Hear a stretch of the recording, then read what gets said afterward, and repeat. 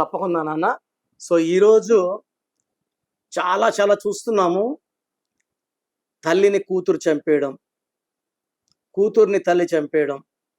So ఇలాంటి బిహేవియర్కి పిల్లల్లో కోపం ఎక్కువ అవ్వడానికి, రాంగ్ వైబ్రేషన్స్ ఎక్కువ అవ్వడానికి పేరులో ఉన్న రాంగ్ నంబరే. ఫర్ ఎగ్జాంపుల్, తల్లి 1వ తేదీ పుట్టారు, బిడ్డ 6న పుట్టినా కూడా నెగిటివ్ ఇంపాక్ట్ బై బర్త్ ఉంటుంది. వీళ్ళు చెప్పింది వీళ్ళు సరిగా రిసీవ్ చేసుకోలేరు.